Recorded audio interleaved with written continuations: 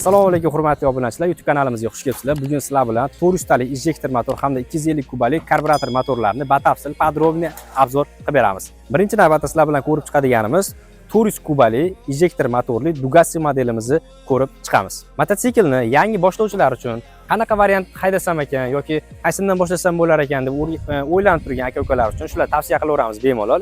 Ya'ni gaz bosganingizda tayyordan tez uchib chiqib ketmaydi, sekinroq qo'zg'alanadi. Agar 400 talik sizga tezlik qiladi, qo'rqaman desangiz, bu 250 kubalik karburator motorlilardan ham haydasangiz bo'ladi. Hozir bularni ham sizlarga batafsil obzor qilib tushuntirib chiqaman.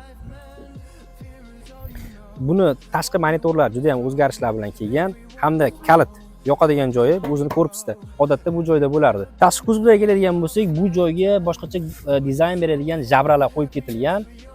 Oldida LED faralar, ya'ni LED lampalar qo'yilib ketilgan. Pavorotniklari juda ham chiroyli, ya'ni pavorotning bokovoyda ham bor. Bu ham sizga boshqacha ko'rinish beradi.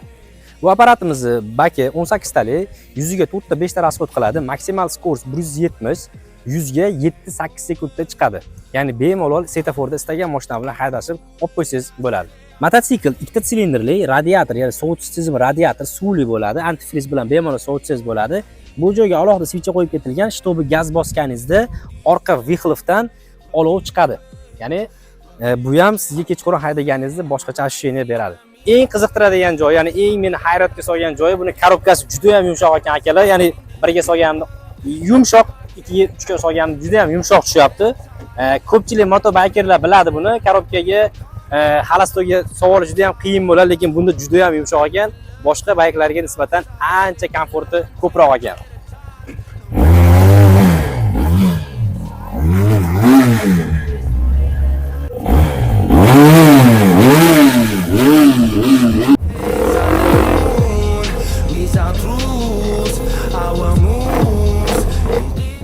Bu 250 kubalik karburatorli motorimizni orqasida alohida akrapoch qo'yib ketilgan, ya'ni gaz berganingizda bu ham sizga ovozini juda ham mayin va chiroyli qilib beradi.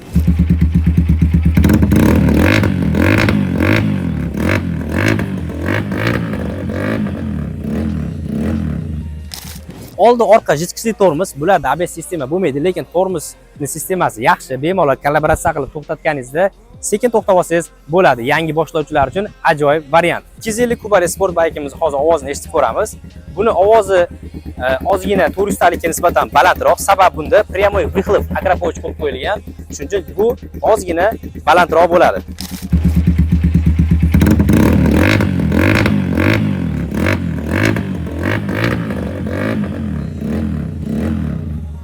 Buni ko'rib turganingizdek, pasatkalar juda ham yumshoq. Maksimal tezligini aytib o'tdim, ya'ni 140 km/soat 100 tezlikka 9-10 sekundda chiqadi. Ya'ni 400 kubalik motorimizdan ozgina sekinroq. Bu modellarimizni korobka peredachasi, ya'ni korobkasi 6 talik bo'ladi. Hozircha qora, ko'k hamda qizil kombinatsiyali svetlarimizdan sotuvda bor. Boshqa variantlari ham bor, ular hozircha yig'ilyapti. Pastda raqam qo'yib qo'yaman, bemalol qo'ng'iroq qilib, bog'lanib, O'zbekistonning istagan nuqtasiga zakaz qilsangiz bo'ladi. Hozircha faqat naqd savdoga bo'lib to'lashga hozircha chiqarilganimiz yo'q.